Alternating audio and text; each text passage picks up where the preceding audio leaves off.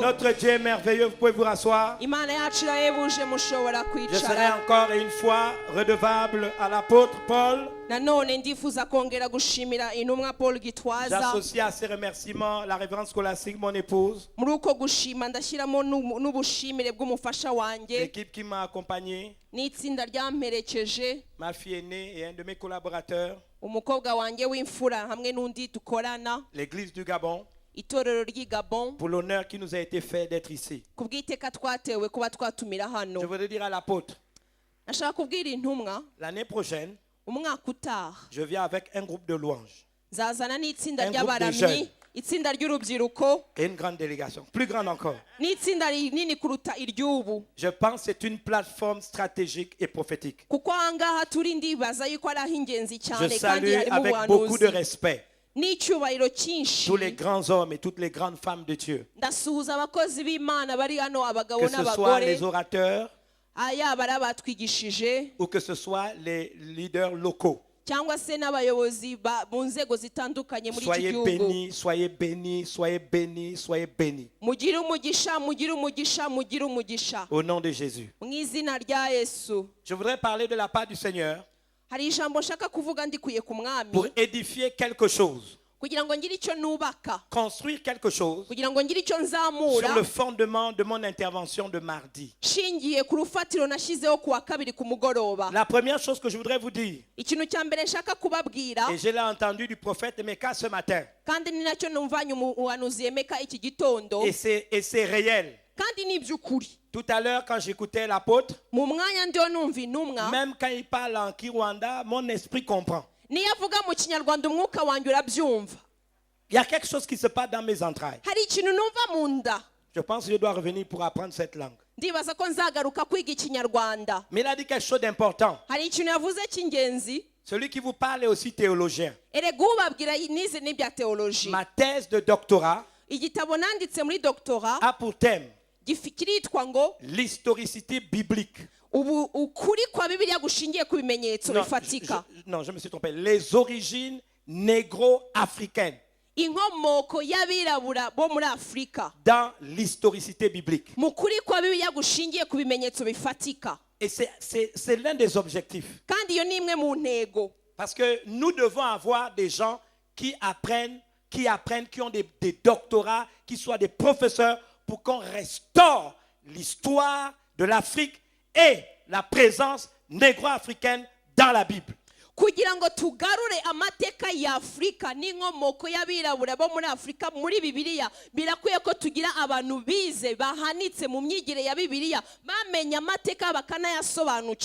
N'oubliez jamais que c'est des hommes qui ont traduit,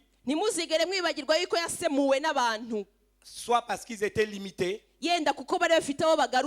soit parce qu'il y avait une volonté affirmée de cacher des choses. La première chose que je voudrais vous dire, je suis totalement en accord avec le prophète Emeka. Adam était noir. Il ne suffit pas de le dire. Je ne veux rien affirmer si ce n'est pas par la preuve des Écritures. Elohim, Dieu le Père, Dieu le Fils, Dieu le Saint-Esprit, créons l'homme à notre image. Et il a pris la poussière de la terre pour créer l'homme. Mais écoutez-moi bien. En théologie, on nous a dit Adam signifie le glébeux. Glébeux.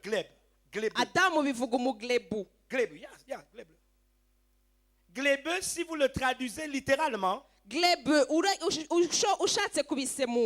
ils ont dit terre rouge. Mais si vous faites une étude approfondie, ce n'est pas une terre rouge. À la limite, on aurait dû dire terre marron foncé. Maintenant, vous savez, ceux qui établissent des normes Il faut avoir un doctorat ou être professeur agrégé. C'est pourquoi je vais terminer mon doctorat. Parce qu'on va établir les normes. Nous avons laissé les Occidentaux devenir des docteurs. Ils ont des PhD, devenir des professeurs agrégés. Ils ont le droit d'établir les normes. Mais j'ai quand même une maîtrise. Et je veux me risquer de vous dire que le glébeux n'a qu'une seule traduction. Une seule. Nègre. Négro. Nègre. Je pensais que vous étiez content. Nègre. C'est ça le glébeux. Vous allez vous dire, mais quel est le lien avec ce que je vais partager aujourd'hui? C'est un aspect un peu prophétique. Parce que cette terre est stratégique et prophétique. Regardez-moi bien. Le premier homme, c'est Adam. Écoutez-moi bien. Que ce soit avant Jésus-Christ. Avant Jésus-Christ. On va faire des datations. Jésus-Christ est au centre. Regardez-moi un instant. Jésus-Christ est là. On considère que c'est la référence 0. Et la datation sur terre, c'est soit avant Jésus-Christ, soit après Jésus-Christ. Mais écoutez ce que je vais vous dire. Dans toute datation avant Jésus-Christ, sur un plan biblique, l'année 0, c'est un nègre, c'est Adam. My God. L'année 0, c'est Adam. Maintenant, écoutez-moi bien. Galates 3, 29 nous dit tous ceux qui sont en Christ sont fils d'Abraham, héritiers des promesses. Écoutez ce que je vais vous dire. De l'année 0, Adam, à la naissance d'Abraham, Abraham est né exactement en 1948 avant Jésus-Christ.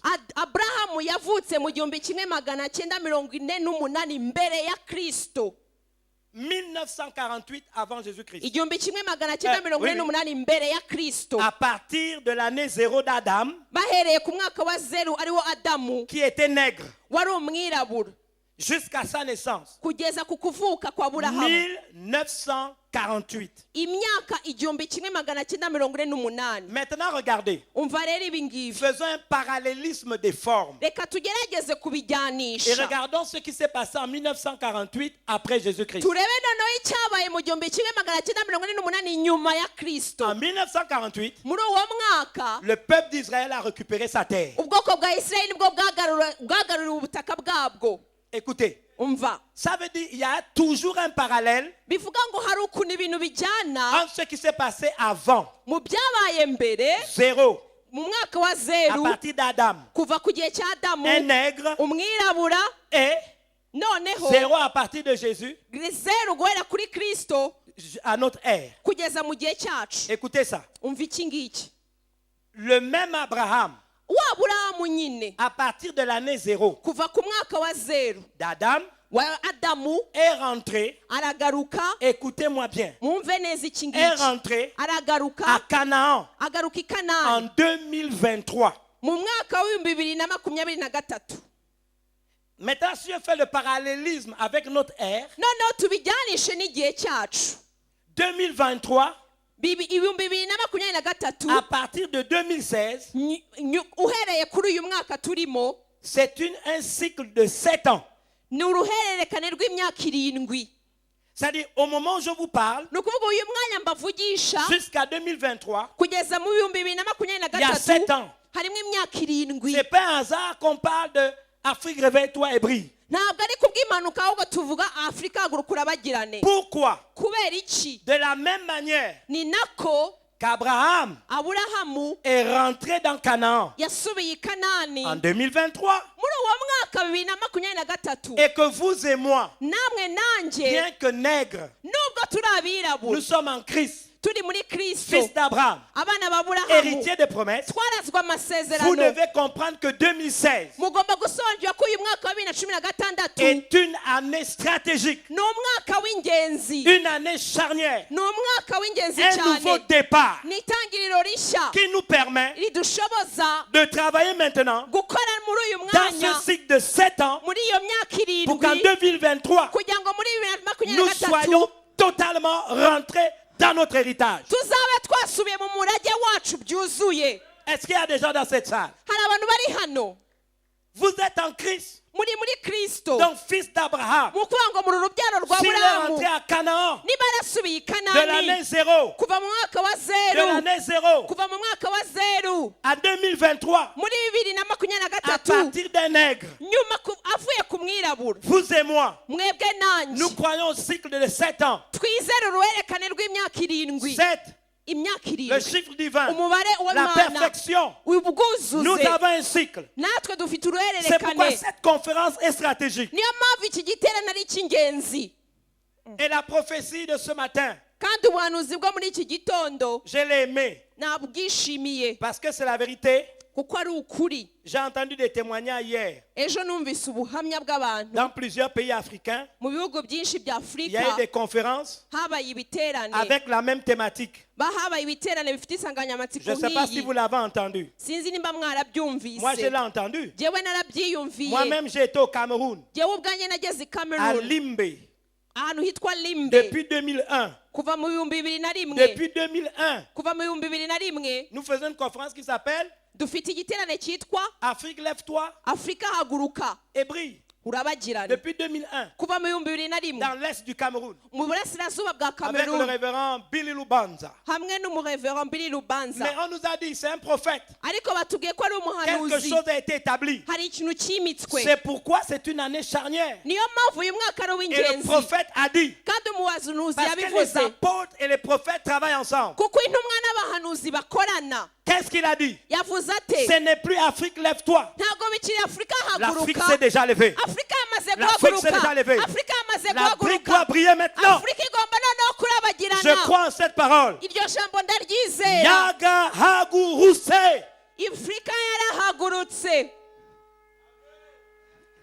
Nous devons le dire, Yaga hagurutse. Je vais entendre tout le monde le dire. Yaga hagurutse. Tout le monde doit le dire.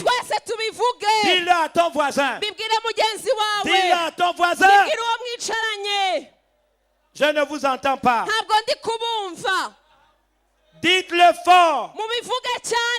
Dites-le fort. Dites-le fort.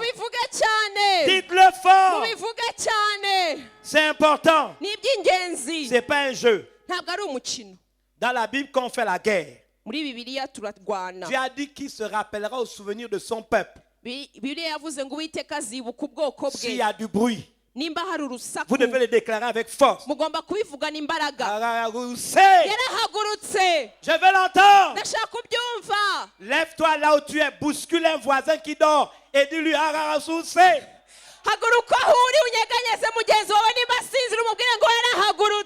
Alléluia. Alléluia. Amen. Amen.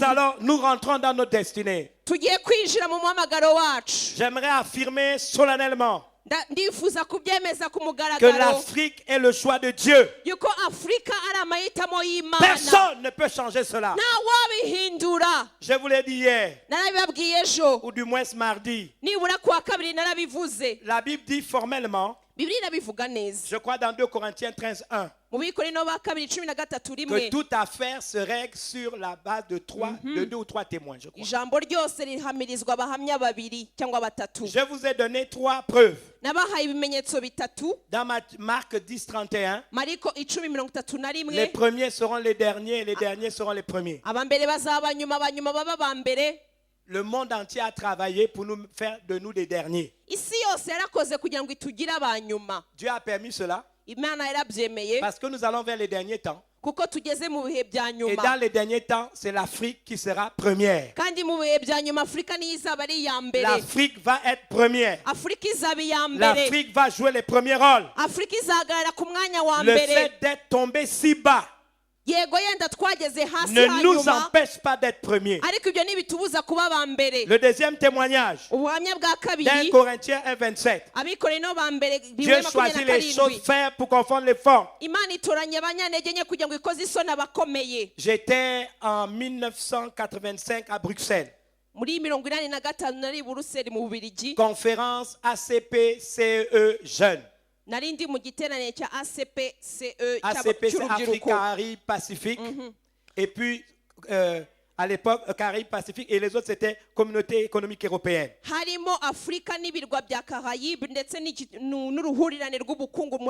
Conférence des jeunes. Bien aimé, j'étais très jeune.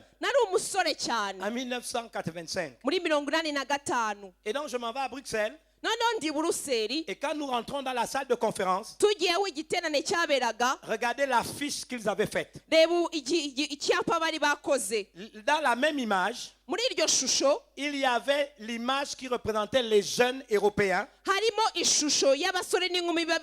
Et du côté droit, l'image qui représentait les jeunes africains. Pour les jeunes européens, ils étaient bien habillés. Bien habillés. Chaussures, chaussettes, culottes, une chemise, un bonnet, un sac à dos. C'était l'image. Pour les Africains, c'était des enfants éthiopiens de la famine. Assis par terre, avec des mouches partout. Je ne sais même pas si c'était l'Éthiopie, peu importe, mais un pays où il y avait eu la famine. Je ne savais pas tout ce que je sais aujourd'hui. Mais quand je suis rentré dans la salle, une sainte colère m'a saisi. Je ne doute pas qu'il y a des problèmes en Afrique. Il y en a. Mais l'Afrique, ce n'est pas la famine. L'Afrique, ce n'est pas le sida. L'Afrique, ce n'est pas les guerres. L'Afrique, ce n'est pas les problèmes.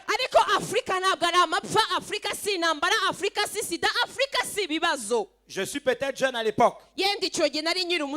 J'ai levé la main, je dis, il n'y a pas de conférence. Il y avait des Ivoiriens, Burkinabés, des Camerounais, surtout nos frères du Cameroun. Alors j'ai organisé la rébellion. Et les frères du Cameroun, ils étaient en colère. On est sortis de la salle. On a fait vraiment du tapage. Et on a dit, il y aura la conférence quand vous allez changer cette image. C'est ce qu'on appelle en français asservissement mental.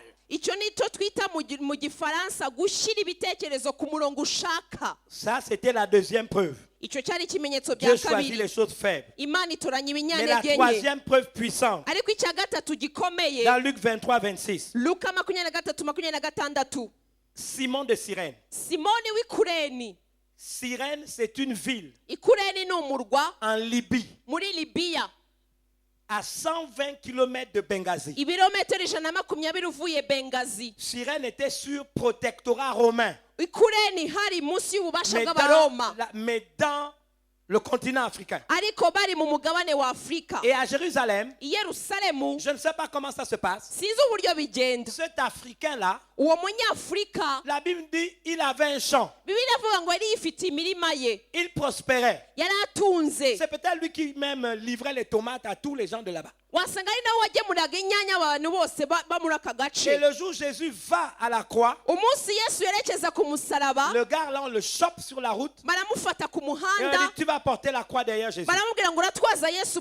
Derrière il y a une image prophétique. Je dis un. Le dernier réveil qui va bousculer le monde est porté par l'Afrique. 2. Et ça, c'est très important. S'il sortait du champ, l'Afrique ne sera pas pauvre. Je dis 3. Préparons-nous à faire une invasion sur le monde. Depuis que le christianisme existe, même quand vous lisez Actes des Apôtres, ce qu'on voit dans Actes, pendant la première église, n'est rien par rapport au réveil qui vient que l'Afrique va porter. C'est le dernier réveil avant l'enlèvement de l'église. Et de la même manière qu'un Africain a porté la croix derrière Jésus, le mandat prophétique de l'Afrique et de son église, c'est de porter le dernier réveil au nom de Jésus. Nous allons le porter.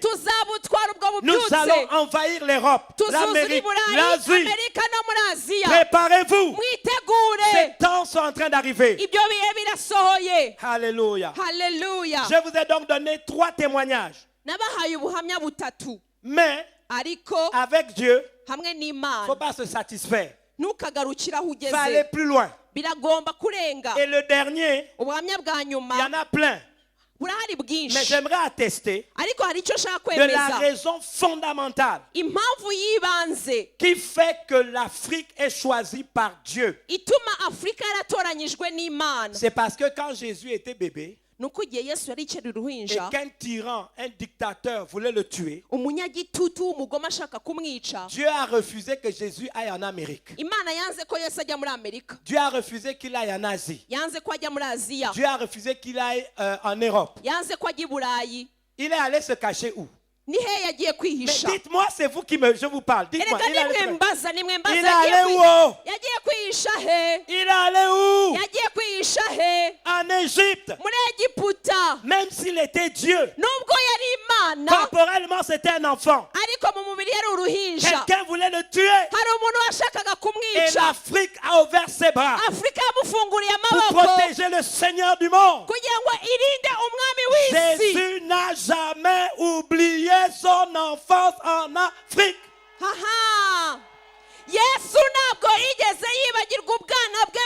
Jésus n'a jamais oublié.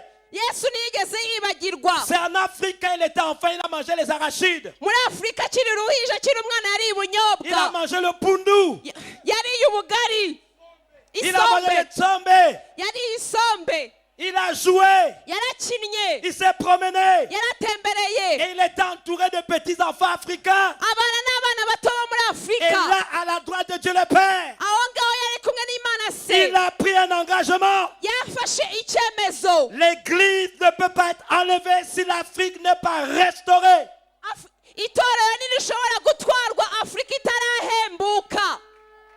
Est-ce que vous avez entendu ce qui vient d'être dit? C'est pourquoi nous sommes le choix. Et tous ceux qui disent que l'Afrique a déjà été bénie,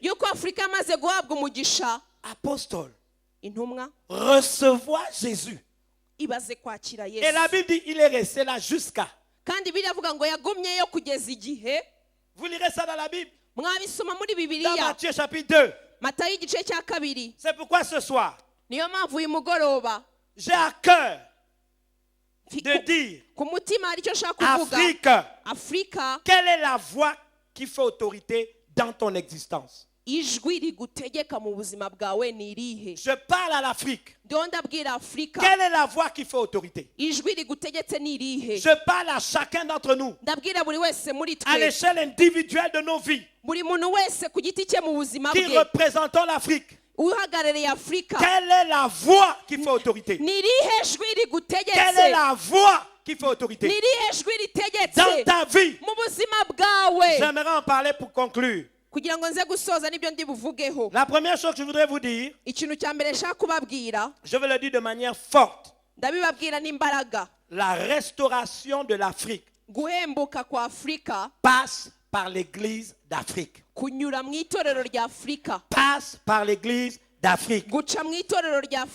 Quand vous lisez le psaume 110, Dieu parle à son Seigneur. Dieu le Père, il parle à son Seigneur. Et beaucoup d'entre nous n'avons peut-être pas eu une compréhension de ce texte. Le psaume 110, la Bible dit au verset 1, parole de l'Éternel à mon Seigneur. Dieu le Père parle à Jésus. Et il lui dit, My God, assieds-toi à ma droite. Assieds-toi à ma droite. La droite, c'est la position d'autorité. Et il ajoute, jusqu'à ce que je fasse de tes ennemis ton marchepied. Regardez apostolé ici. Maintenant, nous considérons que ça, c'est Dieu le Père. Et Dieu le Fils est là. Regardez-moi bien. Dieu le Père dit au Fils, assois-toi à ma droite. C'est déjà une position d'autorité. Il dit, il y a un terme. Jusqu'à ce que je fasse de tous tes ennemis ton marchepied. Moi, j'aurais voulu qu'il lui dise, prends l'épée, bats-toi jusqu'à ce que tu tues tous tes ennemis. Non, il lui dit, assois-toi. Prends seulement la position d'autorité. Prends seulement la position d'autorité. Je parle à l'église d'Afrique. Prends seulement la position d'autorité. Assieds-toi là. Jusqu'à, il y a un terme, tous tes ennemis deviennent ton marchepied. Mais maintenant, regardez. Il y a une deuxième information. L'Éternel étendra de Sion le sceptre de ta puissance, domine au milieu de tes ennemis. Maintenant, comment Dieu opère? Le Seigneur Jésus est assis à sa droite. Église d'Afrique. Jésus est la tête du corps qu'est l'Église. Donc si Jésus est assis à la droite, jusqu'à ce que Dieu fasse de tous ses ennemis son marchepied, notre position juridique statutaire, nous sommes aussi assis à la droite. À la seule différence, je vous donne un exemple. Je suis Gabonais, oui ou non? Je suis Gabonais. J'ai un passeport gabonais. Mais est-ce que parce que je suis au Rwanda, je ne suis plus Gabonais? Donc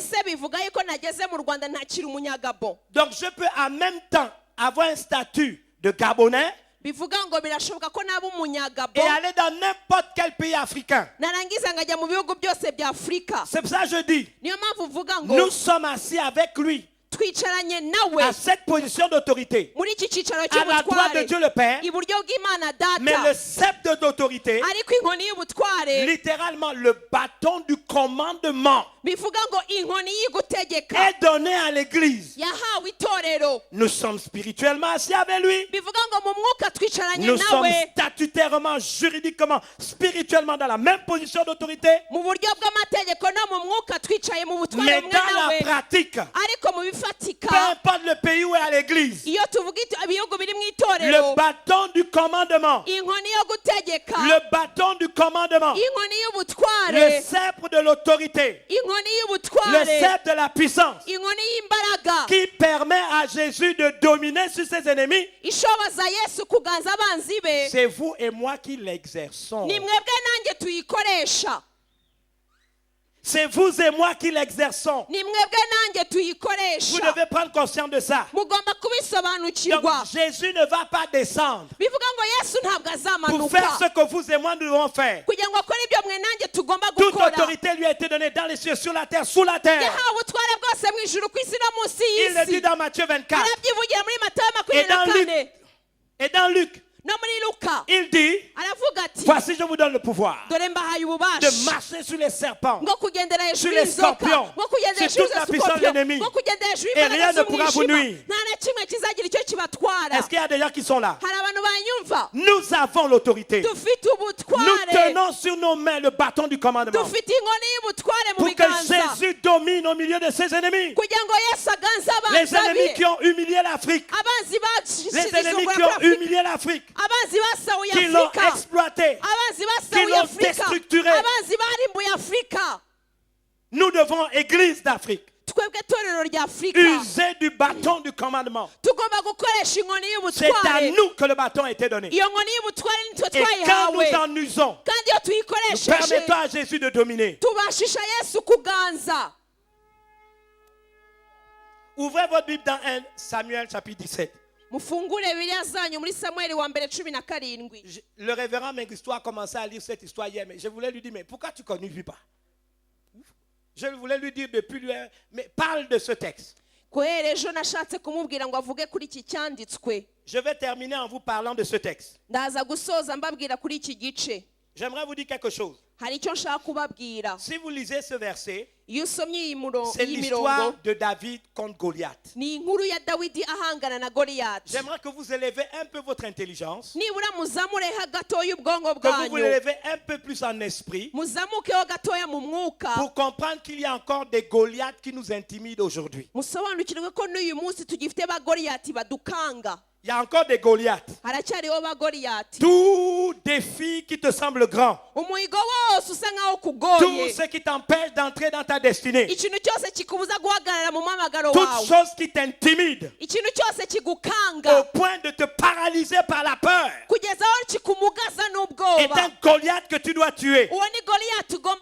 Et l'Afrique, y compris son église, se trouve face à des Goliaths que nous avons la responsabilité d'exterminer. J'aimerais vous dire quelque chose. La première chose qui me frappe, je commencerai au verset 20.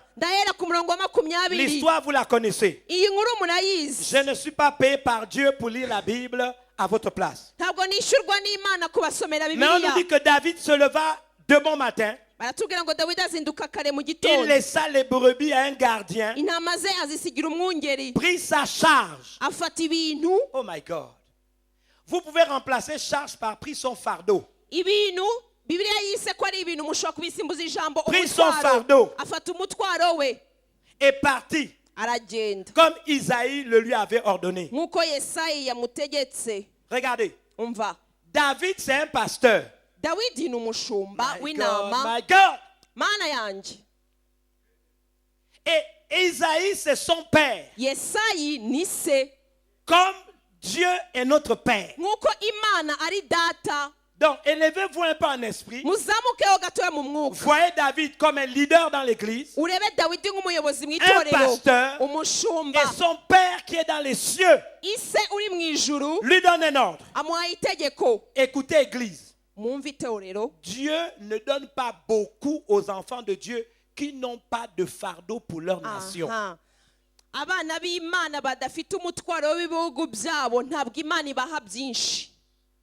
Il ne faudrait pas que l'église devienne un club d'amis. Arrêtons de prendre Jésus et de l'enfermer dans nos bouteilles.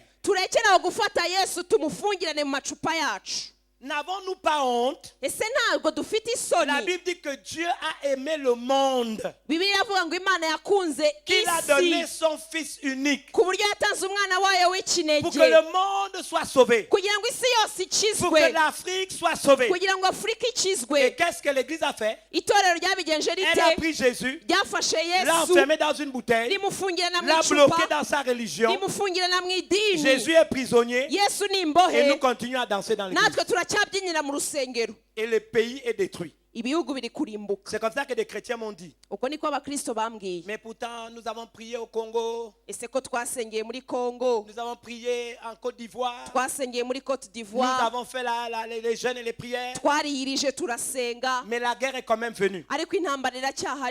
J'ai répondu. Dieu ne répond pas quand on travaille dans l'urgence. Avec Dieu, il faut toujours anticiper. Il faut toujours anticiper. Maintenant, regardez. Le pasteur s'appelle David. Il laisse les brebis. Donc, il laisse l'église à un gardien, son pasteur adjoint. Il prend le fardeau de la nation et il va là où il y a le problème. Oh my God. Il va où il y a le problème. Simplement pour vous montrer que le bâton du commandement est donné à l'église. C'est à nous de l'utiliser. C'est le premier point. Le deuxième point, j'aimerais vous dire quelque chose. À chaque fois que vous relevez un grand défi, vous permettez à la grandeur de Dieu en vous de se manifester. Regarde ton voisin et dis à chaque fois que tu te lèves pour relever un grand défi, tu permets à la grandeur de Dieu en toi de se manifester. Est-ce qu'il y a des gens ici? Vous lirez chez vous les versets 23 à 25. Écoutez, le mot philistin signifie immigrant, étranger. Écoutez-moi ça. Ça veut dire que le Philistin était un fardeau étranger. Ça ne vient pas de Dieu. Deuxièmement, on nous dit c'est le fils de Gath. Gath signifie le pressoir des raisins. Tu vois, on prend les raisins, on les écrase avec la meule pour écraser, pour que le jus coule. Le pressoir des raisins. Quelle est cette image? C'est un étranger, un fardeau étranger qui vient nous oppresser jusqu'au sang. Mais ce qui est grave, le mot Gath en hébreu est la racine d'un mot que vous connaissez. Gethsemane, où Jésus était aussi dans un pressoir. Il a prié et du sang a coulé de son front. Mais nous savons que Satan n'était pas loin. Ça, c'est Goliath. Un fardeau étranger. Ça veut dire une situation que Dieu n'a pas créée, mais qui s'impose à toi jusqu'à t'oppresser jusqu'au sang. Goliath signifie celui qui utilise son aspect, sa grandeur pour intimider. Combien d'entre nous, des situations nous ont intimidés? 40 jours. Cet incirconcis a insulté la main du Dieu vivant. 40 jours. Le roi et tout son peuple ont tremblé devant lui. Maintenant, regardez-moi bien. Le pasteur reçoit l'ordre de Dieu, porte son fardeau et va là où il y a le problème. Regardez-moi bien. Quand il voit Goliath, il ne voit pas le géant qui fait peur à tout le monde. Mais qu'est-ce qu'il voit? Quelqu'un de si grand, de si fort, de si gros, que s'il le vise, il ne pourra pas le soigner.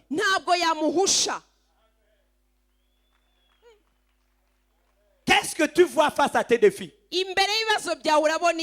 Qu'est-ce que tu vois? Qu'est-ce que tu vois?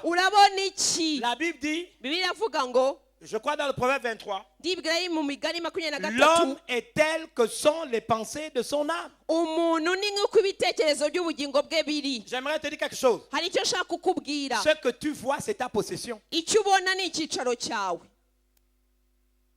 Abraham, regarde au nord. au sud, à l'est, à l'ouest, tout ce que tu vois, je te le donne. Regardez un instant. Moi, je vous regarde. Vous êtes dans les gradins. Après les gradins, il y a un mur. Après les murs, je vois un bâtiment. Je vois aussi des lumières.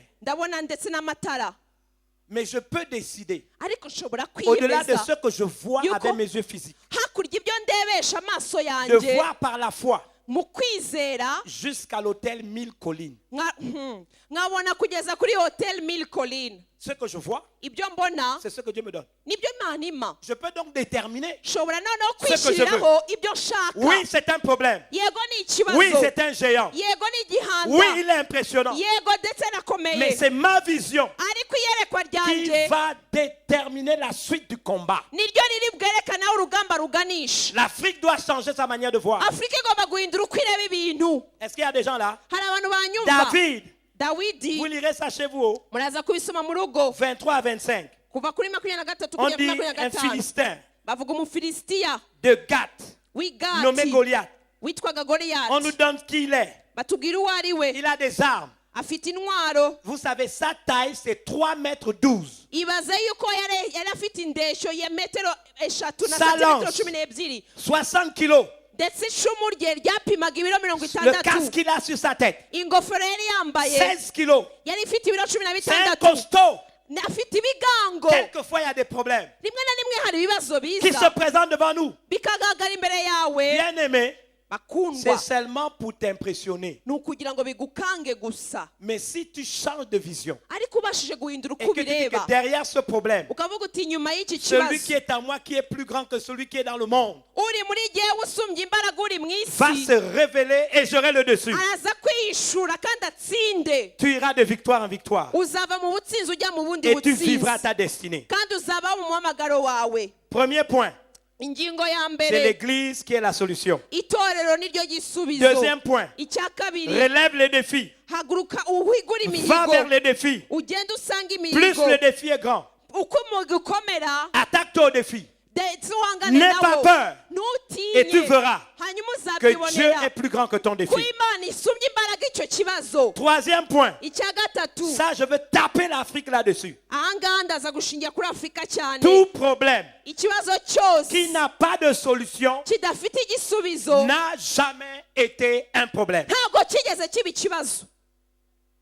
Dis à ton voisin, tout problème qui n'a pas de solution n'a jamais été un problème. Même au CP2. Vous avez le CP2 ici? Non, pas ici. L'école, le deuxième niveau de l'école après la maternelle. C'est pas ici. Vous appelez ça comment ici? 4e primaire. Non, la deuxième classe après la maternelle. La deuxième primaire. Deuxième primaire. Même en deuxième primaire, on nous dit Paul a acheté 10 mangues. Une mangue coûtait 5 francs. Trouvez combien ont coûté tous les 10 mangues.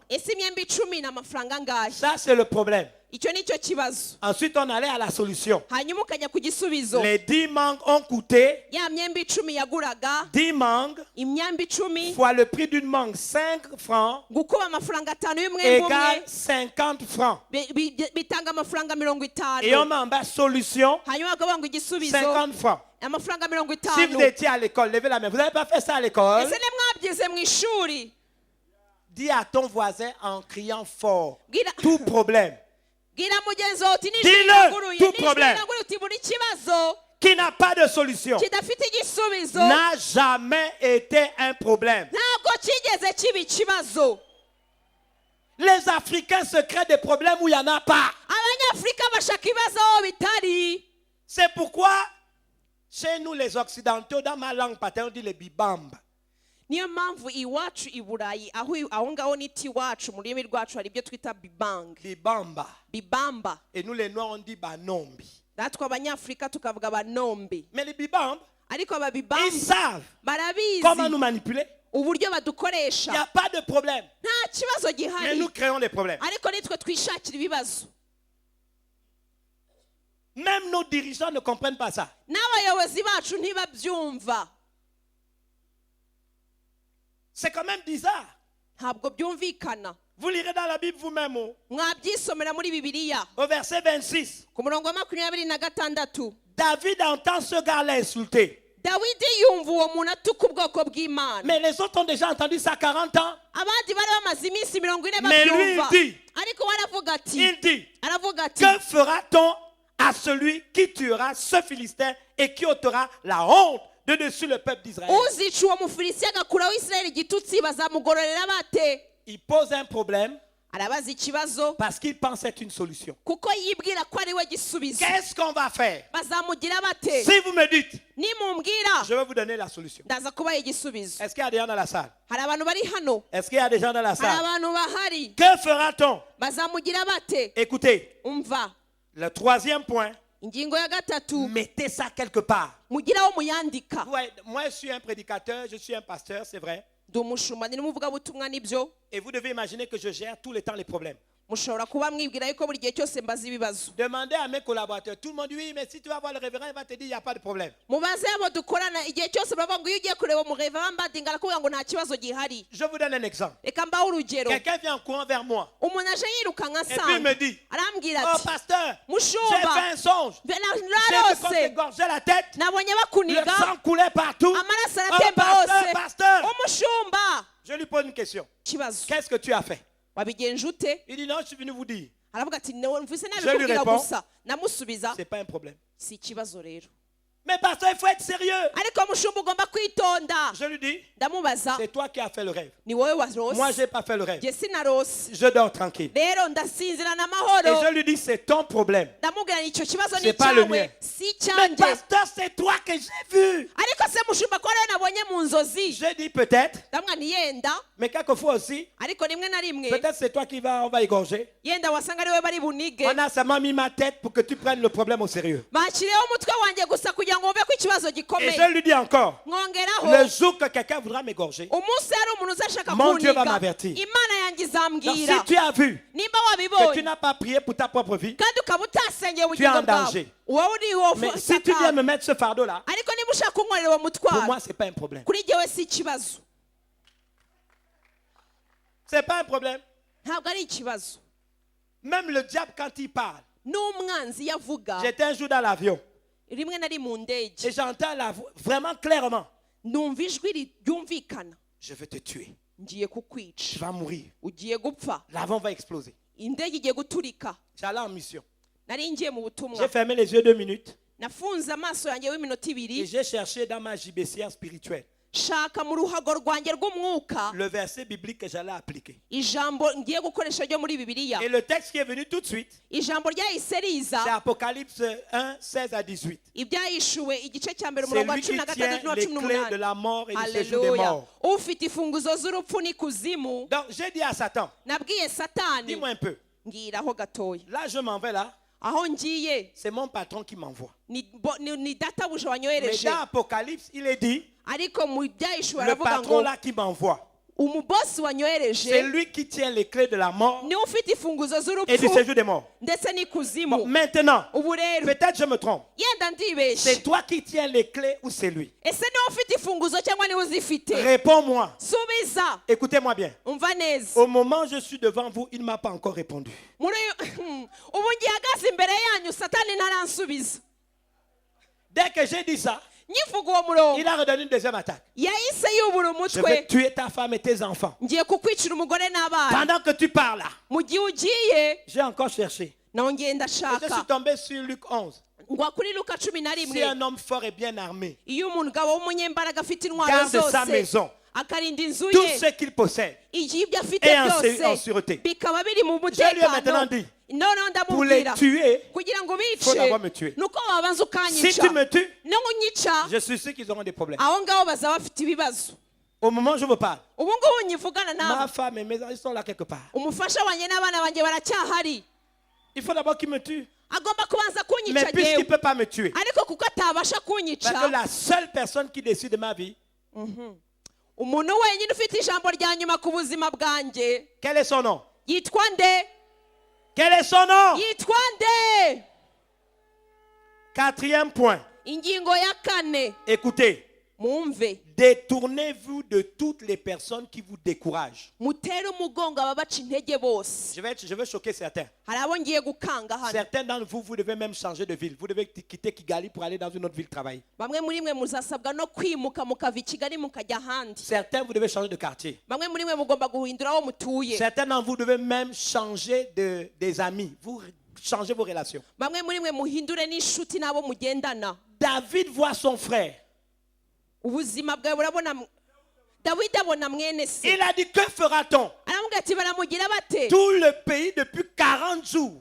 Igihugu cyose kimaze iminsi Ils sont 40. humiliés Batukwa. par quelqu'un qui les oppresse jusqu'au sang. Batukwa n'umuntu babahata kugeza bavusha amaraso. Depuis le roi Kuva ku mwami jusqu'au dernier citoyen. ndetse no ku muturage wa nyuma. Et David vient. Dawidi arazi. Il a 17 ans. Afite imyaka 17. Excité. Afite umunezero Un wose. jeune pasteur. Umushumba C'est ça, w'umusore. je crois, à la nouvelle génération. Niyo mpamvu nizera urubyiruko. Il dit, que fera-t-on Aravuga ati baramugenza Que bate? fera-t-on Baramugenza à celui bate? qui va enlever la honte? Ubasha gukuraho igitutsi. Et les anciens, Abakuru les gens qui étaient là depuis 40 jours, bari bahamaze iminsi ils ont 40 commencé à se fâcher avec lui. batangira Tu es kumurakara. orgueilleux. Ufite Tu ubwibone. veux prouver quoi? Ushira isoni n'icyo Toi, ushaka c'est qui? kwerekana. Urinde. Retourne garder les brebis. Subira mu ntama. La Bible dit, Bibiliya avuga ngo David se détourne. arahindukira arabavaho. Certains d'entre vous, vous n'allez jamais atteindre votre destinée si vous ne vous détournez pas. Bamwe muri bwe nta muzagera mu cyerekezo cy'ubuzima bwanyu nimutareka abandi bantu. Écoutez, Umva. Acte 10, 35. Ibi byakozwe n'intumwa 10:31. La Bible déclare, Bibiliya avuga Dieu ne ngo fait pas exception de personne. ntabwo Imana itoranya ku Mais toute butoni nation. ariko mu bihugu Écoutez byose. bien, Mwumve neza. celui qui le craint. Utinya Imana. Le rapport de l'Africain à la crainte de Dieu est établi. Isano ry'umunyafurika n'igitinyiro cy'Imana ryashizweho. C'est sûr. Ni ukuri ntabwo tubishidikanyaho. Oublions ça. Ibyo Mais la tubyibagirwe. Bible ajoute, Ariko Bibiliya yongeraho et qui pratique la justice. agakora ibyo gukiranuka Littéralement, mu buryo qui bwumvikana, fait ce qui est juste. agakora ibikiranutse. Le prophète Emeka nous a dit, Umuhanuzi Yemeka yatubwiye après la prière, nyuma yo il gusenga faut passer à l'action. tugomba gukora. Il faut passer à l'action. Tugomba gukora. Quel est le problème des frères de David? Ikibazo bene se ba Dawidi bari bafite ni C'est ce ikihe? que moi j'appelle la phraséologie détestable. Nicyo nita urwango ruri mu On parle, magambo. on parle. Kuvuga. On vous insulte, Barabatuka vous faites le discours. mukavuga gusa. On vous insulte, Barabatuka vous ne faites rien. ntacyo mukora. David est allé au-delà de la prière. Dawidi yagiye aharenze Il faut amasengesho. faire ce qui est juste. Ugomba gukora ibyo Si vous gukiranuka. voulez voir des fruits. Nimba hari imbuto ushaka kubona zera. 6e point. Ingingo ya gatandatu. 5e point. Ingingo ya gatanu. Les dons d'un homme Amenyo y'umuntu. lui ouvrent les portes chez les rois. Impano z'umuntu zimufungurira Un amarembo enfant y'umwami. de 17 ans, Ibaza umusore w'imyaka 17. 40 jours, Iminsi le 40. pays est paralysé. Igihugu cyamugaye. Lui, il se lève. We arahaguruka. Il décide de relever le défi. Yiyemeza guhigura umuhigo. La Bible dit au verset 31, Bibiliya avuga ku murongo wa 31. lorsqu'on eut entendu les paroles prononcées par David, Ayo magambo bumvise Dawidi avuga on les répéta devant le roi. bayashengerana kwa Sawuli. Vos dons vont vous ouvrir des portes. Impano zanyu Je zizabafungurira dis, vos amarembo. dons vont vous ouvrir des portes. Navuze ngo impano zanyu zizabafungurira amarembo. Si vous êtes courageux, Nimba mushize ubwoba, écoutez, mwumve. la télévision authentique m'a interviewé. Televiziyo authentique bampaye ikiganiro. Uyu munsi. Et je leur ai dit quelque chose par rapport à la famille. Hari ikintu nababwiye ku muryango. Et on m'a dit, mais que devons-nous faire par rapport à tout ce qu'on nous impose? L'Occident et les institutions internationales veulent qu'on mette les lesbiennes, les gays, les transsexuels, les bisexuels. Bambajije ikibazo kivuga ngo ni gute tugomba kwitwara ku mategeko abiburayi badutsindagiraho harimo ubutinganyi ndetse no guhindura ibitsina. Retenez que les dons d'un homme nous ouvrent les portes. Mugibuke yuko impano z'umuntu zimufungurira amarembo akomeye. Écoutez, Mwumve ibi. je lui ai dit, j'ai Nabasubije ngo répondu, nabasubije ngo les gens qui sont dans les lobbies gays, abantu bavugira iby'ubutinganyi ils se réunissent, barahura ils réfléchissent. bagatekereza ils mettent leur argent bagashoramo amafaranga et yabo ils voyagent dans le monde. kandi bakagenda mu isi yose Ils vont à l'ONU. bakajya muri ONU Ils rentrent dans les Nations Unies. bakinjira mu muryango Ils w'abibumbye discutent. bakavuga Ils donnent leurs idées. bagatanga Ils ibitekerezo défendent byabo leur vision. bakavuganira iyerekwa Ils vont dans ryabo les pays africains. bakajya mu bihugu bya Ils afurika parlent aux gens. bakabwira Même abantu hier, j'ai appris qu'ils commencent à financer les pasteurs. n'ejo hashize namenye yuko hari abashumba bahereza impano yabo Mais écoutez, ariko mwumve c'est tout à fait normal. birumvikana Ils défendent leurs intérêts. baravuganira uburenganzira bwabo Qu'est-ce qui empêche à l'Église d'Afrique d'avoir des leaders africains qui se rassemblent pour avoir leur lobby? ni iki kibuza itorero rya afurika ko ryagira abayobozi b'abanyafurika bahura bakarivugira Nous nous mettons ensemble. tukishyira hamwe Pasteur, apôtre Paul, kuko intumwa paul révérend Francis, révérend Emeka, usi- les pasteurs, les apôtre leaders du Congo, du Cameroun et partout. apôtre paul ushizemo reverend francis ushizemo prophète meka se ushizemo met abayobozi ensemble. bose b'itorero rya afurika On met tukishyira notre hamwe argent ensemble. tukashyiramo amafaranga Nous yacu aussi, on va à l'ONU. natwe tukajya muri Nous onu aussi, on va à l'Union africaine. tukajya mu muryango Nous w'afurika aussi, on va dans les gouvernements. tukajya muri za Pour leur leta dire, kugira ngo c'est tubabwire pas bon. ntabwo ari Voici les byiza raisons. dore ahubwo aho icyo tugomba gukora Je suis allé en France nagiye mu bufaransa et on m'a menacé. banshyiraho igitutu Parce que les gens estiment qu'on ne veut pas la liberté des gens. kuko abantu bibwire ko tudashaka umudendezo J'en w'abantu parlais avec l'apôtre nahoze mbiganiriza et je leur ai intumwa répondu. narabasubije Jacques Chirac, Jacques Chirac président français, ubwe umukuru w'igihugu cy'ubufaransa a établi un concept. yashyizeho igitekerezo Ils ont appelé ça exception culturelle. bashyizeho igitekerezo cyo gutandukanya imico Ils ont discuté ça à l'OMC, Organisation mondiale du commerce, babiganiriye ku kigo mpuzamahanga cy'ubucuruzi et à l'UNESCO. no mu kigo Pourquoi, cy'umuryango w'abibumbye pourquoi cy'uburezi le président français de l'époque kuki perezida w'ubufaransa w'icyo gihe a inventé le concept exception culturelle? yashyizeho igitekerezo cyo Parce qu'il ne voulait pas, gukora ku mico imwe n'imwe iyindi bakayireka parce qu'il ne voulait pas kuko atashakaga que les films qui sont faits à Hollywood yuko filime zikorwa ahantu hitwa Hollywood et la musique ndetse n'indirimbo viennent noyer le marché francophone et français. zaza zikuzura mu bihugu bifite umufaransa igifaransa Comme m'a menacé, bashyizeho igitutu j'ai dit, rero nous aussi on a l'exception culturelle chrétienne. ndababwira ni natwe rero hari umuco wihariye wa gikristo twibitseho Je leur ai dit que dans culture, ndababwira ni mu muco la racine c'est le mot culte. mu muco ijambo ry'umuzi mu gifaransa cyangwa mu cyongereza ni culte ni ukuvuga igitambo Et nous rendons un culte à Dieu. twebwe dutambira imana igitambo Donc j'ai dit, chez nous, il y a aussi l'exception culturelle. ndababwira ni natwe iwacu rero hari ugutandukanya umuco wacu Dans w'imana notre culture, pas d'homosexuels, pas de lesbiennes. mu muco wacu nta jambo ubutinganyi na rimwe Ils ont dit, oh, vous êtes homophobe. Homophobe. baravuga ngo wowe uri umuntu ufata abantu bamwe na bamwe ukabitaza ukabanga Homophobe, c'est celui qui est contre les homosexuels. ufata abantu b'abatinganyi urabitaza urabanga Et en France, c'est condamné par la loi. kandi mu bufaransa itegeko rirabihana Ils ont dit, vous êtes homophobe. barambwira ngo wowe wanga abatinganyi Je les ai regardés, j'ai dit, vous êtes christophobe. nabarebye mu maso nanjye ndavuga ngo mwanga abakristo Et si vous me poursuivez, kandi je nimunkurikirana vous poursuis pour christophobie. nanjye ndabakurikiranira icyaha cyo Je kwanga vous poursuis. Il y abakristo aura 3 chefs d'accusation. ndabakurikiranira ibyaha bitatu Christophobie, kwanga abakristo saintophobie, saintophobie kwanga kwera et bibliophobie. no kwanga bibiliya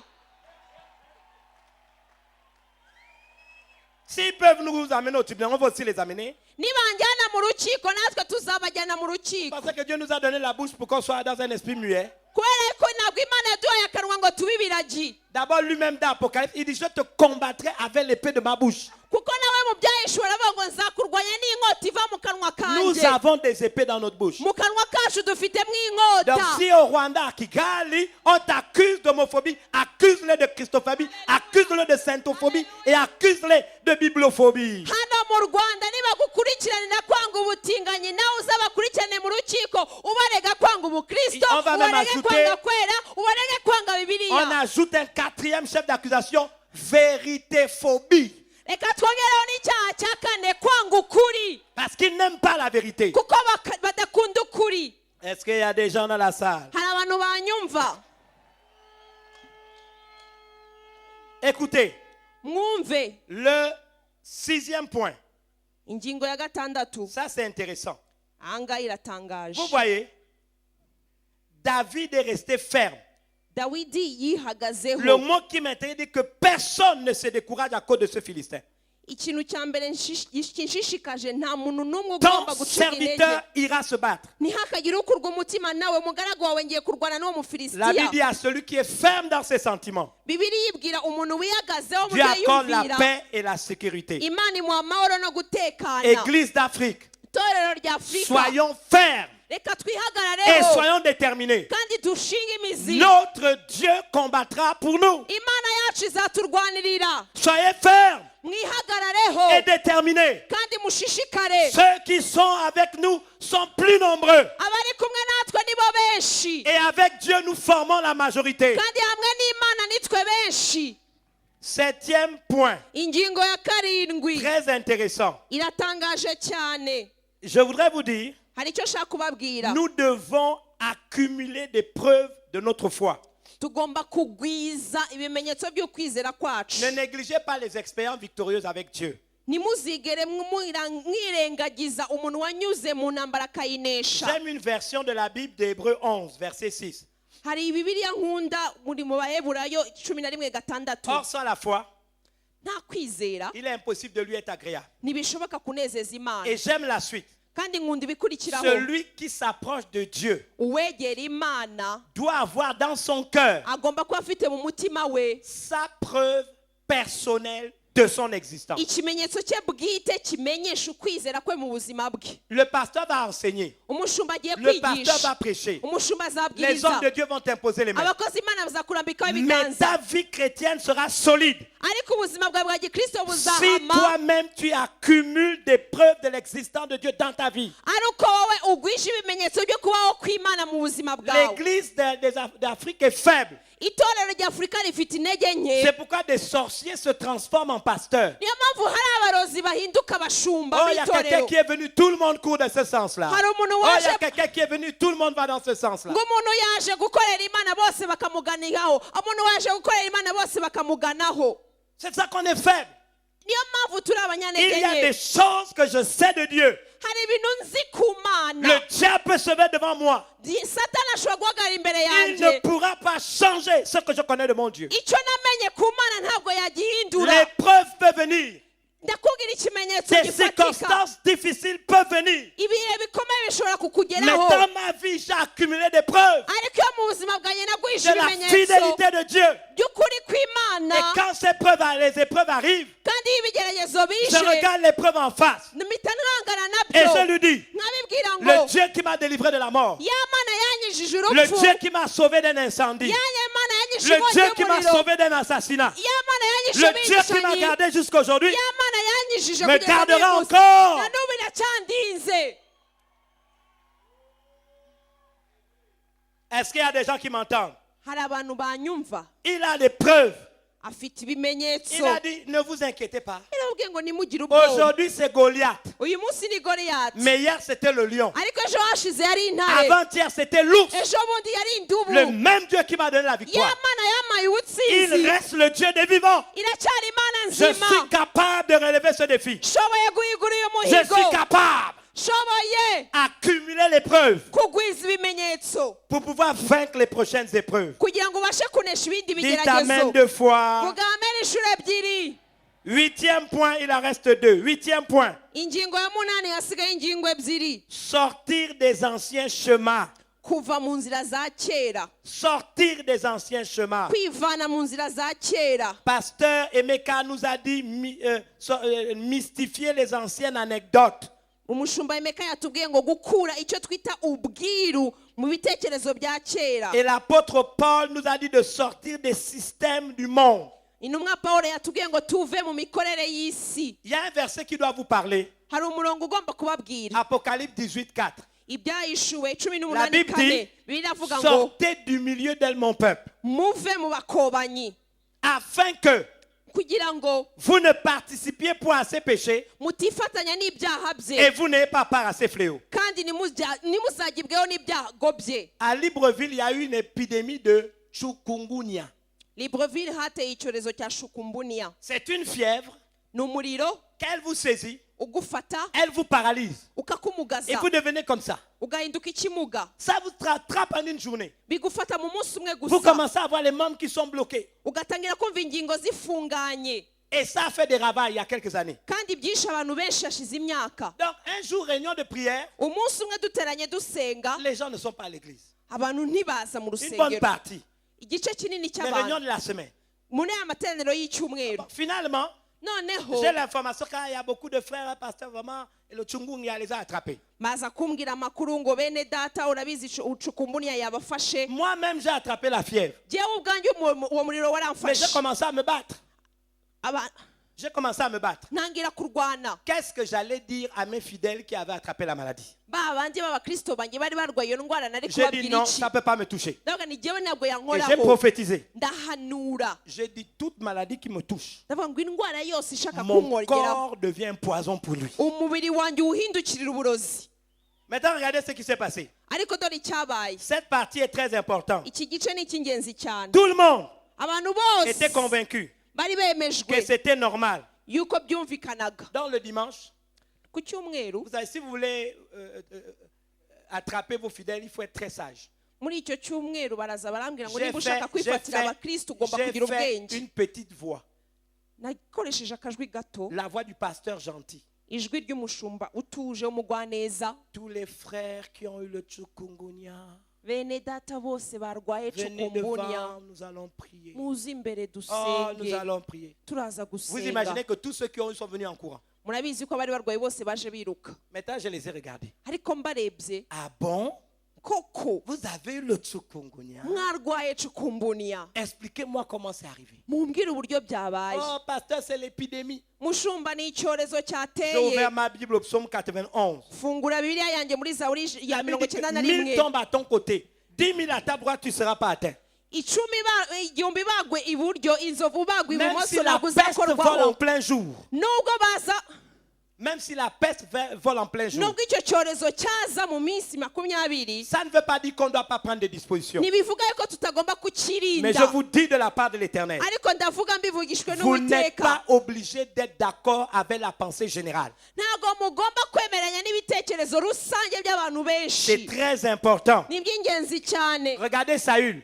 reba sawuli. David doit se battre. dawidi agomba Il kurwana. prend ses armes, afata intwaro il ze donne à David. aziha dawidi Ancien chemin, inzira za kera, système du monde, imikorere y'isi, vieille anecdote.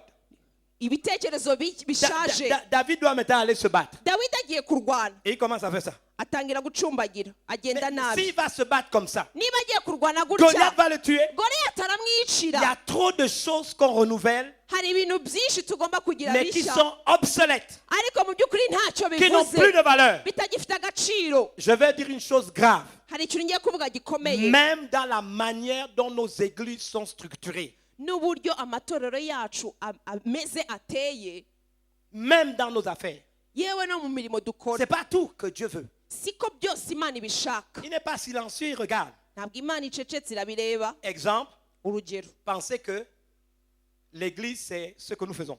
tekereza ko itorero ari byo Ce n'est dukora, pas un club. ntabwo ari itsinda ry'abantu. Je vais vous choquer. hari icyo ngiye kuvuga kibakanga. Le mot église, hein, itorero, ijambo itorero c'est pas un mot 3 fois saint. ntabwo ari ukuvuga ijambo kwera kwera kwera, Parce qu'avant que Jésus parle de l'église, kuko mbere yuko yesu avuga itorero l'église existait déjà. ryari ririho. Vous êtes silencieux. ko mucecetse. Lui-même a dit, ubwo yarivugiye, sur ce roc, kuri uru rutare je bâtirai mon église. nzubakaho itorero Il utilise un ryanjye. adjectif possessif. itorero ni ukuvuga rifite ryanjye. Si je dis ma Bible, iyo mvuze bibiliya yanjye, ça veut dire il y a d'autres Bibles. bivuga ngo hari izindi Si bibiliya. je dis mon micro, iyo mvuze mikoro d'autres yanjye, micros. hari iyindi mikoro. s'il a dit mon église, niba nabuze itorero Il y avait d'autres ryanjye, églises. hariho ayandi matorero. l'un des premiers à avoir inventé l'église, umwe mu ba mbere washyizeho itorero c'est Alexandre le Grand. ni alexandre le grand. Ecclesia, ijambo ecclesia ça veut dire bivuga ngo dans la foule. dans la masse, on sélectionne les meilleurs. On les met à part pour aller conquérir des territoires ou pour aller les administrer. Ensuite, Rome a copié. Et quand Jésus est venu, il dit, moi aussi j'ai une petite idée. Je veux aussi, moi aussi, dans la masse, je vais prendre des gens. Je vais les mettre à part. Je vais les sélectionner pour qu'ils aillent conquérir des cœurs et des nations. Mais nous dansons dans l'église. On chante. Et le pays souffre. Mais on est dans l'église. Vous êtes silencieux. Votre conscience vous parle. Ce n'est pas un problème rwandais. Au Gabon, c'est pire qu'au Rwanda. On danse. On fait les shows. Un seul test. La dernière fois que tu as parlé de Jésus à quelqu'un.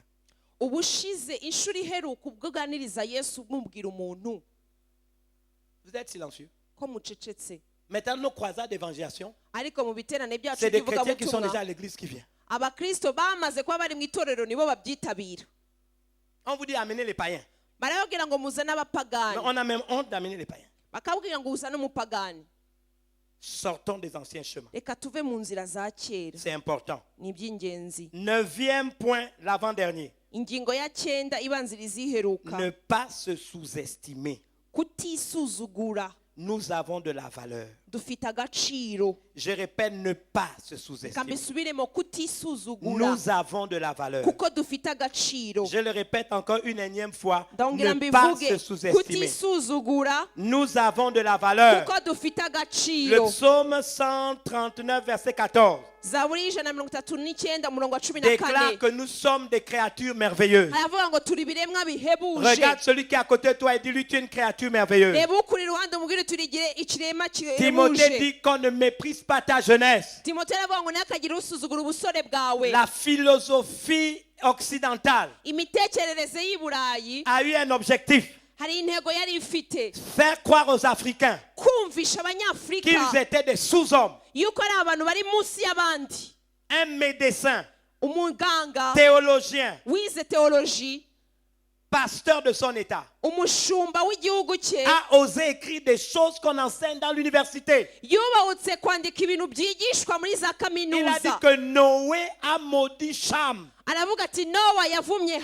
et que la postérité de Cham couche et tous les peuples négro-africains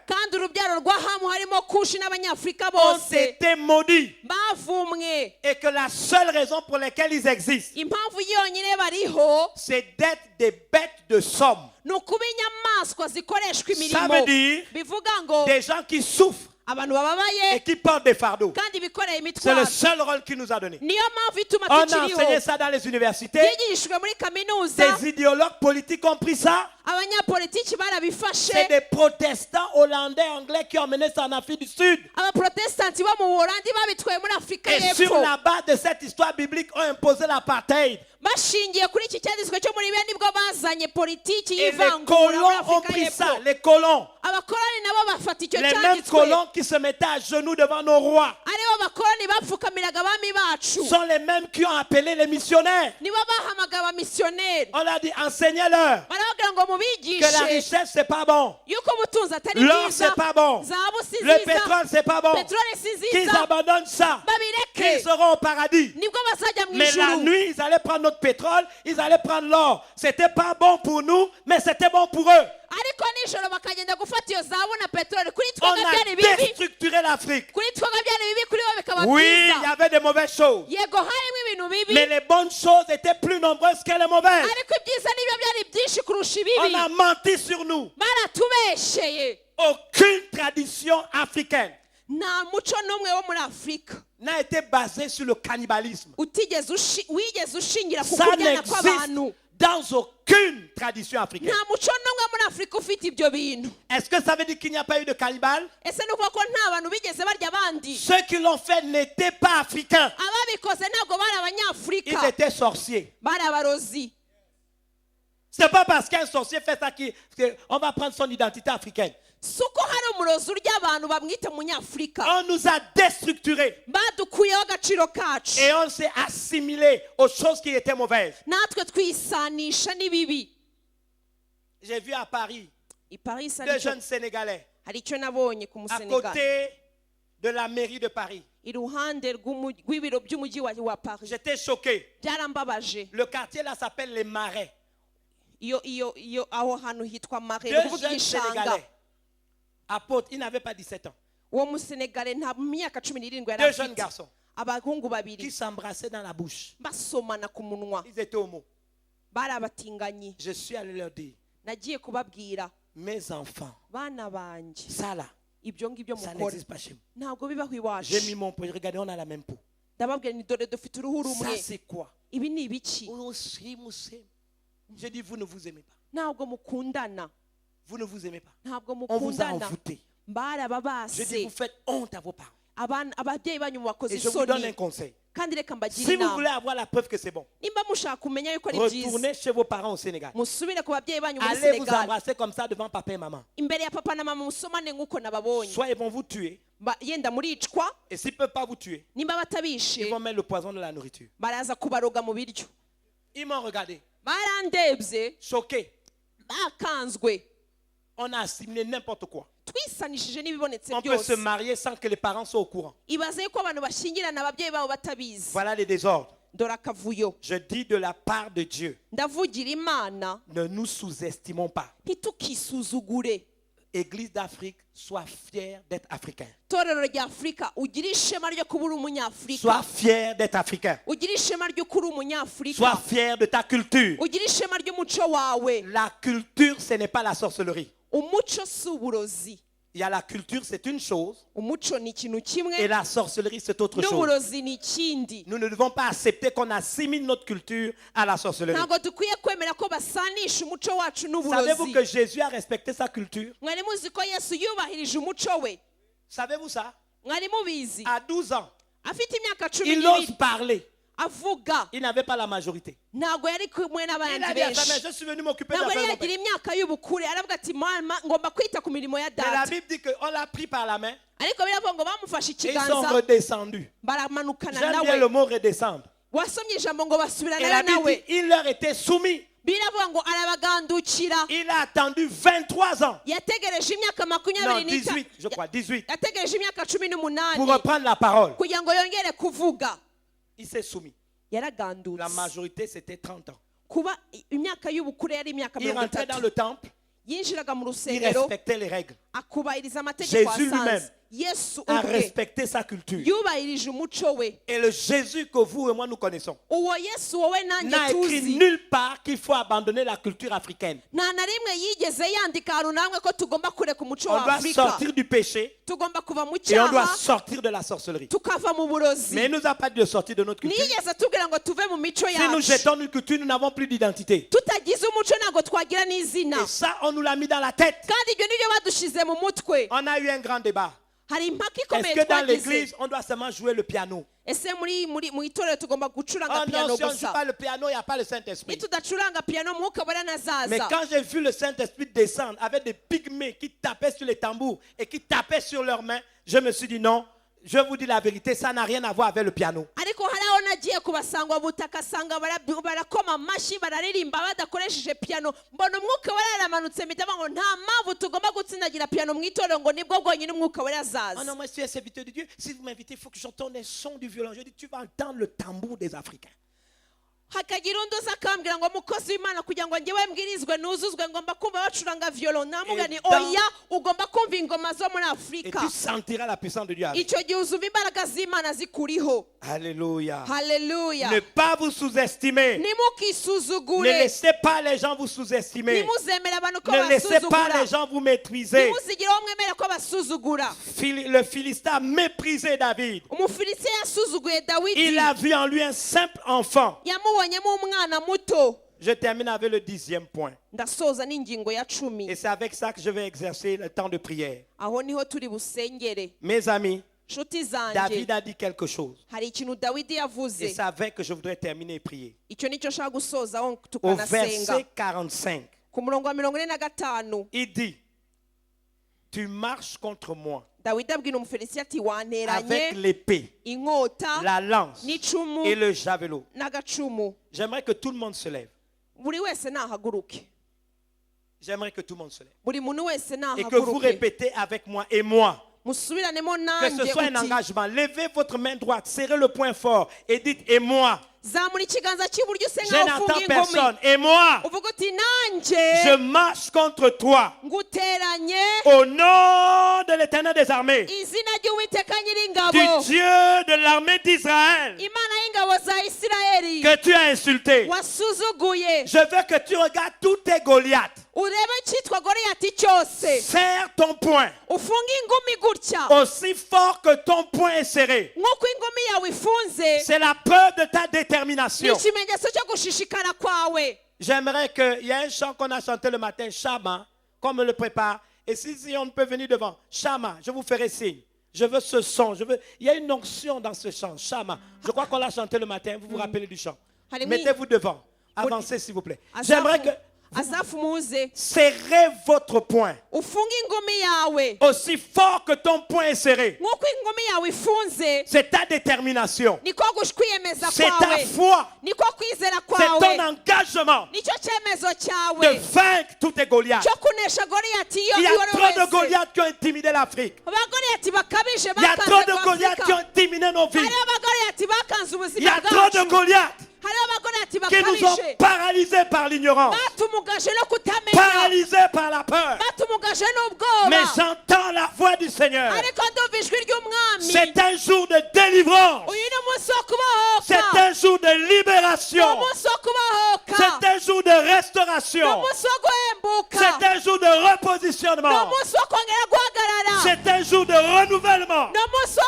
Serre ton poing aussi fort que tu puisses le faire. Et je veux t'entendre dire, quels que soient les Goliaths qui se sont présentés devant moi en tant qu'Africain, représentant mon continent, représentant ma nation, représentant ma famille, représentant ma communauté, représentant ma tribu, représentant mon clan, représentant ma famille, représentant mes enfants et représentant ma future postérité. Je me lève au nom de Jésus. Goliath, oppression, intimidation, au nom de Jésus. Tu marches, tu marches, tu marches, tu marches contre moi avec l'épée, la lance et le javelot. Mais moi, mais moi, mais moi, mais moi, je marche contre toi. Au nom de l'Éternel des armées, le Dieu d'Israël, que tu as insulté en accord avec ta parole. Je veux vous entendre le dire. Dieu vivant d'Israël. Dites avec moi, Dieu vivant d'Israël. En accord avec le psaume 99. Verset 3. Et le psaume 111. Verset 9. Ton nom. Ton nom est saint redoutable. Ton nom est saint redoutable. C'est en ton nom que j'abats les Goliaths. En ton nom que je mets fin à l'oppression. En ton nom que je mets fin à la malédiction. En ton nom je mets fin à l'ignorance en ton nom. Tu déclares dans ta parole. Ce n'est pas une grande armée qui sauve le roi, mais c'est toi, Dieu vivant d'Israël, Dieu de l'Alliance, qui a l'issue du combat. J'aimerais vous dire quelque chose. Dans 2 Chroniques 7, un nom nous a été donné. Si mon peuple, ceux qui est invoqué mon nom, c'est pourquoi on s'appelle peuple de Dieu. Le nom de Dieu est saint et redoutable. Dieu nous appelle son peuple. Et il affirme que c'est mon peuple. Dieu connaît son peuple. Ceux qui mon nom saint et redoutable est invoqué, s'humilie. Je voudrais vous dire, le mot hébreu pour humilier c'est kana. Kana, ce n'est pas quelqu'un qui vient t'humilier. C'est pas quelqu'un qui vient t'oppresser. C'est pas quelqu'un qui vient pour te soumettre. S'humilie. C'est toi-même qui t'humilies. Littéralement, ça veut dire quoi? Tu t'autodisciplines jusqu'à devenir docile et obéissant, afin que tu manges les meilleurs fruits du pays. Si mon peuple, sur qui mon nom, qui est saint et redoutable, s'humilie. Le deuxième mot, prie. Le mot prier ici, c'est palal. Ce n'est pas débiter des mots. Jésus lui-même l'a dit. Ne faites pas comme les païens qui, à force de parole, croient qu'ils seront exaucés. Palal veut dire rentrer dans la présence de Dieu, le voir face à face. Il prend nos infirmités, il prend notre souffrance et il nous communique sa personnalité, il nous communique son énergie, il nous communique son esprit. Prie, s'humilie, prie, cherche ma face. Église d'Afrique, cesse d'écouter le monde, cesse d'être distrait, cherche la face de Dieu. Dans Exode 22, Dieu a parlé à Moïse. Personne ne peut voir ma face et vivre. Mais plus tard dans Jérémie, au chapitre 29, la Bible déclare: vous me trouverez si vous me cherchez de tout votre cœur. Je me laisserai trouver par lui. Il est capable de se montrer à toi. Aucun verset de la Bible ne dit que Dieu ne se révèle qu'au pasteur. Dieu se révèle à ses enfants. Et ceux qui le trouvent sont ceux qui le cherchent de tout leur cœur. Église d'Afrique, c'est le temps de savoir ce que Dieu attend de toi. Tu es le leader que Dieu veut pour changer l'Afrique. Tu es le David que Dieu veut pour vaincre Goliath. Si tu es là au son de ma voix, permets-moi de te dire de la part du Seigneur, si tu vis jusqu'à cette heure, tu es une solution à un problème de ta génération. Tu es une solution à un problème de ta nation. C'est pourquoi Dieu t'a maintenu en vie aujourd'hui. La Bible est: si mon peuple, ceux qui m'ont invoqué, prie, s'humilie, prie, cherche ma face. Mais la Bible dit aussi se détourne. Détournons-nous de l'incrédulité. Voyez ce que Dieu a pour vous. Voyez avec vos yeux. Tout problème qui n'a pas de solution n'a jamais été un problème. Il déclare se détourner. La première chose, détournons-nous de l'incrédulité. Détournons-nous de la peur. Détournons-nous du mensonge. Détournons-nous de l'immoralité. Nous sommes le peuple que Dieu a choisi. Les instruments de Dieu pour la fin des temps. C'est inscrit dans le ciel. Le décret a déjà été signé. Dieu t'attend et Dieu m'attend. Détournons-nous de mauvaises voies.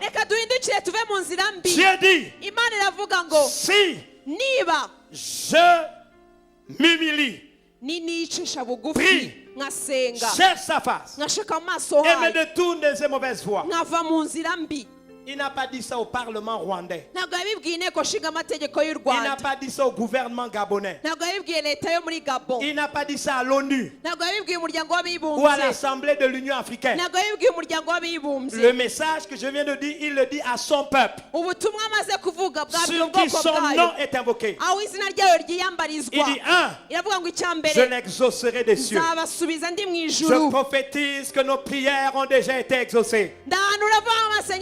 Je prophétise que nos prières ont déjà été exaucées.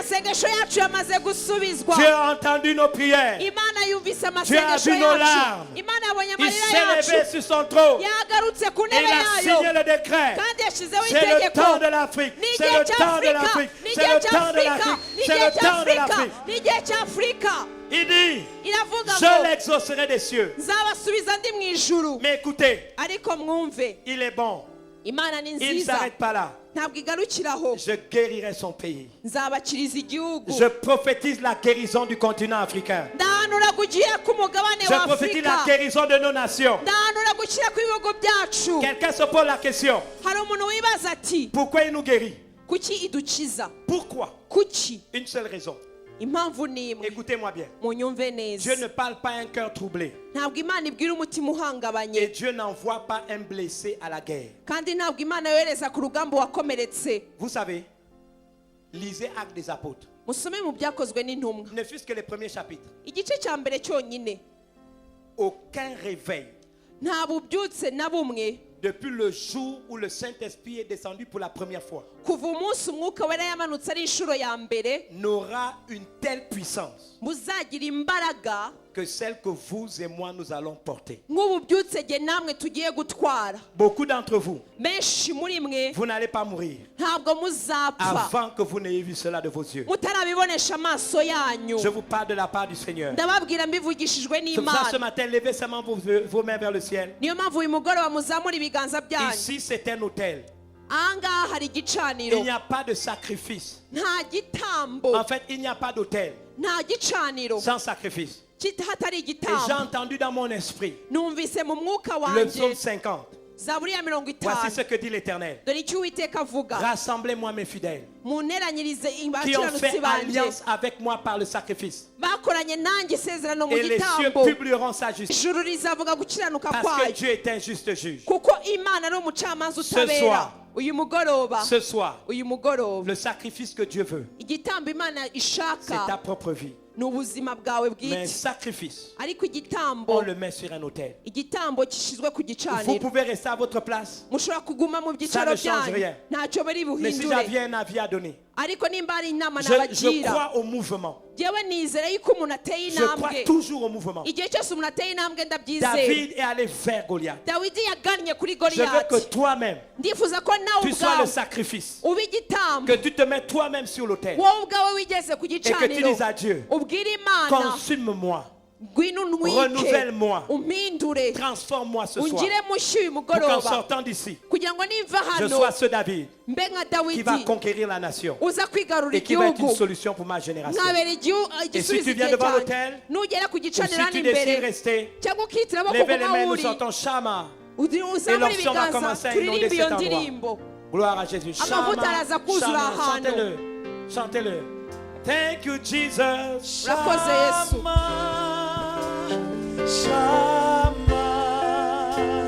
Shama. Si vous voulez venir devant vous mettre devant l'autel. Jesus. Yesu. Baba. Shama. Venez en disant Shama. Elohim. Elohim. Adonai. Shama. Levez les mains et chantez Shama. Elohim. Adonai. Baba. Adonai. Jesus. Shama. Oh. Shama. Shama. Shama. Shama. Chantez-le de tout votre cœur. Shama. Elohim. Elohim. Chantez-le. Adonai. Shama. Shama. Oh, Hey. Shama. Shama. Hey. Shama. Criez-le, parlez à votre Dieu. Shama. Yélélé. Oh, Shama. Elohim. Elohim. Adonai. Shama. Shama. Oh, Shama. Elohim. Elohim. Adonai. Shama. Elohim. Adonai. Baba. Shama. Shama. Baba. Baba. Shama. Shama. Oh, Shama. Shama. Shama. Jesus. Oh, Shama. Elohim. Elohim. Adonai. Shama. Shama. Shama. Shama. Shama. Hallelujah. Shama. Oh, Shama. Elohim. Elohim. Adonai. Shama. Shama. Shama. Shama. Oh, Shama. Shama. Oh, Shama. Elohim. Elohim. Adonai. Shama. Oh, Elohim. Elohim. Adonai. Shama. Oh, Shama. Elohim. Adonai. Shama. Oh, Shama. Shama. Jesus. Shama. Shama. Oh, Shama. Elohim. Elohim. Adonai. Shama.